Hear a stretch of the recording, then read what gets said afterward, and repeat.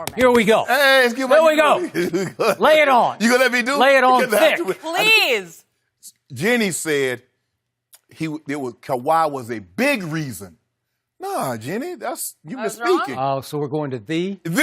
Yeah, you know what I'm talking about, Skip Bayless. Yeah. Kawhi was the reason, and he gets an A. An A plus. You're going A plus? A plus. I think you just changed on the fly. No, A plus. You had your notes probably say A. Your researcher told you to say A. Don't do that, Skip. Okay. Now, I'm not saying this was Michael Jackson's Thriller album.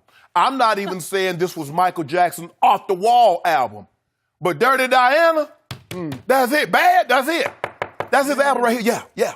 10 million copies sold. Good, so that's about right. It wasn't that virtuoso that we saw the other night, or the Game 7, or the Game 4. Oh. But when they needed Kawhi to be... You're still going to give it an A plus. Okay, I got it. Okay. But Skip, when they needed him, he came through 27, 17, and 7. But Kawhi, we need you to be great in the second half. Okay. 19, 12, and 4 with 2 blocks. Can I interest you in that? Because Skip Bayless tells me all the time. He said, really, Shannon, the way you measure an athlete or the way I measure them, especially if they're all-time great, and we hold them to the highest standard, what did you do when your team needed you the most? In the fourth quarter. Go ahead. Ooh, he was something. Woo. And see, a lot of times what get carried away is that all we look at is the offensive input, the output that a guy does. He scored 35. Yeah. But he had a yeoman's work. So not only was he giving you the 30 on a nightly basis, he was locking down, he was locking up, and had Giannis in solitary. No sunlight. Wouldn't even let him skip. That's high max. Really? You know, even on high max, they let you come out 1 hour a day. Really? Yep. Had him on 24-hour lockdown. Locked him up. Had him down in the hole, man. Giannis shot 58% in the regular season. Yep. When Kawhi Leonard guarded Giannis in this series, he shot 35%. And the guy that's going to be the MVP was anything but that outside of the first 2 games. So, Skip Bayless, I don't really know how we get around this today. But today is the day. On Sunday, we praise one guy. But today, Monday, we got now to you're praise. going to straight blasphemy. You're doing okay, but you went completely over the edge into straight blasphemy. Let me praise Kawhi. He deserved it. And I know it hurts. It hurts a little more today because where he came from, you know, that's your baby. I mean, he was your guy. Yep. That was your guy. Now he's Toronto's guy. Yep, and they're going to the NBA Finals. For a little while, he's Toronto's guy. Don't worry about that. You don't worry about how long it's going to be. But for right now, Kawhi Leonard is an A++. Dear Father, forgive him for what he does not know. Now, let's talk about what I saw on Saturday night, shall we? I'm going to give you this. Number 2 played pretty well on Saturday night. Well. I give you that. Okay. The team around him played extremely, shockingly well.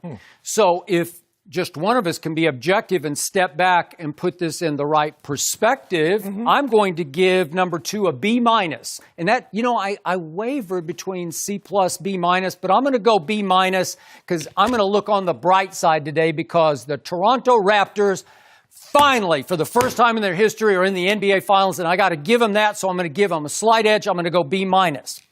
Do you realize, if not for one lucky bounce 3 that came late, I'm going to talk about it a little more in detail in just a minute, but he had one lucky bounce 3. If not for that, do you realize that number 2 would have been 0 for 8 from 3? Can I interest you in that? Yeah, you can. Can I interest you, by the way, in a little-known stat that since May 7th, that number 2 has been the worst shooter in the playoffs from the three-point line at 26.5%. But that, who's counting? Let's leave that be for now. But that means he was almost 0 for 8 from 3 on Saturday night with 6 turnovers. So those 2 alone, I got to go down to B-. And by the way, we have gone back and forth for weeks about Toronto's supporting cast. You dug in and said Milwaukee has the better supporting cast. I said that is laughable. It's not true. And they just showed you, I think, that Toronto has much superior supporting cast. I could have swore I had an addendum. I amended. I said Milwaukee had the more consistent, which they had been throughout the entirety of the regular season. Therefore, they had 60 wins. But go ahead. Okay. So, just for the record, for those who missed it, because most people probably did, number 2 did need to rest for the first 3 minutes and 30 seconds of the fourth quarter. That came after Reggie Miller on TNT said that he was out of gas mid-third quarter. I know you don't listen, but I didn't hear. Out of gas. And I nearly fell out of my chair on that one because he looked just fine to me. But what do I know? He always looks fine I've to you. only watched him the last 7 years. I don't know, but he just looked just fine to me. He's always got kind of a pained expression on his face, but that doesn't mean that he's out of gas. So he did sit, and I have no problem with this, for the first 3:30 of the fourth quarter. And when he took the seat, they were down 5. When he stood up and came back in the game, would you believe they were up 2? So I don't know what happened, but the supporting cast went crazy while he was sitting. And the supporting cast went on a 9-2 run. Now, he had started to turn the momentum around before he came out at the end of the third quarter. That is correct. But all of a sudden, they go on a 9-2 run without him. I don't know who these people are. Guy you trashed all last week, Van Vliet, just went crazy hot from 3. So over the last 3 games, I'd say he did. But this time in this 9-2 run, Van Vliet gets loose for a layup, and then Norman Powell. I've always told you I love Norman Powell coming off the bench because he comes in, he's just fearless, and he made another big 3, and then. I don't know how, but Siakam had a big dunk, and then Ibaka had a big dunk, and then Siakam made a nice little 6-foot floater, and that adds up to 9-2. And I don't know. The supporting cast looked really good to me in this game, which is why I think they got a good shot against Golden State. We'll get to that in a little bit. I think they do have a very good shot also, Skip. But we've seen teams. You remember 2 years ago, maybe 3 years ago, LeBron and the Cavaliers were playing the Warriors. No, they played Indiana. And they were down 24. And they go on the historic run without Kevin Love and without Kyrie. The biggest thing is that when you see great players and when things start to go in their favor, they want to get in to be a part of it. But Kawhi just sat back and was like, hey, I need the break because, Skip, we got to realize, if he didn't take that break, he'd have played almost 45 minutes in the game. And maybe that's what caught up with him, was catching up with him in Game 3 because he had played so many minutes and the double overtime. So he's getting to a point of no return here. It's the biggest game in Toronto basketball history times 10. And I'm glad you said that. Yes. So now you even make his performance even more magnificent. Really? Okay. So I always say money time, fourth quarter time. Let's look at how number 2 did in the fourth quarter because most people have completely overlooked what really happened because this is what I saw. What'd you see? I saw him make a fast break dunk with 6:46 left that just brought down not only the house and the crowd there, just brought down the world. Yeah. If we could see that again, it's fast break dunk. Lowry's got the ball. Sweet little deft little trailing pass. So what do we give him on a scale of 1 to 10 on difficulty on that dunk? I'm going to give it a 1. That's a 1. He is running full speed. Giannis is backpedaling, if not just standing flat-footed, and has no prayer of blocking this shot. That is a 1 on a scale of 1 to 10. Look out below. Okay, look out below. But am I going to jump through Twitter over that one? Come on, stop it. It exploded. You know, and that put them up 8 points. Boy, it was a turning point dunk, wasn't it? Now we get to 3:04 remaining, and can we see another lucky shot from another lucky corner over there? Don't do that, Skip. This one's kind of more of a wing 3. It's a little more wing-ish. And it hits the front of the rim and the backboard, and it drops in. That is the lucky rim. That rim loves him. He must have put some voodoo spell on that rim. I don't know what happened. Maybe. But you know what, Skip? In that very same fourth quarter, he had one to rim out. You remember it spent around and around and kicked it out? Okay, but that Look at this, Skip. Watch this. That one lucked in.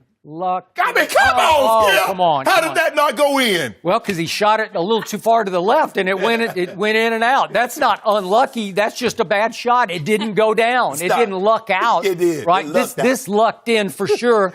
And I'm looking back saying, really, it hit the front of the rim and then the backboard and dropped in. And so that put them up 5 points, and I'm not going to put a whole lot of stock in that. Again, that made him 1 for 8 from 3.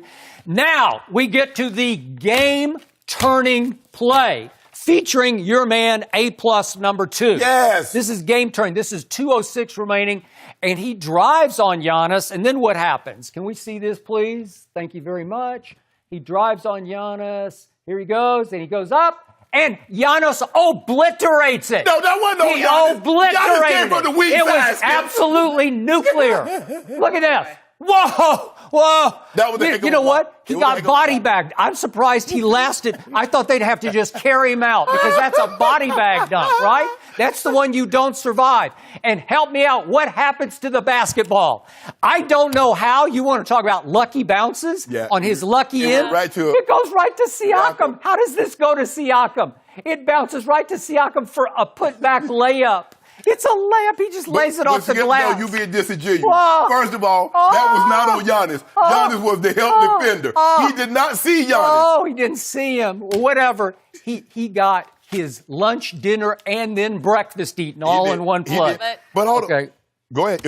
Go ahead. Okay, so again, that's the game-turning play because that puts them up 5 with 2:06 left, and it's a commanding lead at that point that they never really get threatened to relinquish, okay? So that's the biggest play of the game right there, and that's just pure luck. I'm sorry. The biggest play, you know the biggest play of the game I was, give him no credit for that because one. we've seen this in the past 2 games.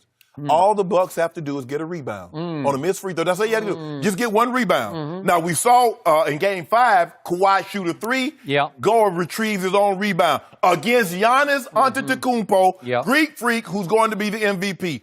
In Saturday, they're shooting a free throw. All you got to do is box out, grab the rebound. See, it's not good enough for the miss because it doesn't do you any good if the guy misses the ball, misses the shot, and you don't grab the rebound. And what does Giannis, your guy, Greek freak, right there. He's not my guy. Your guy. He's your guy. Oh, no, Kawhi Maybe my he's guy. Chris Broussard's guy. I don't know. Kawhi my guy. Yeah. Kawhi, Yeah. Mr. A+. He became your guy he became my because guy. he wasn't mine. So, Thank you for watching. You can subscribe here to get the latest from the show, and be sure to check out more of the best clips from Undisputed, or go watch a few other segments from our other shows on FS1.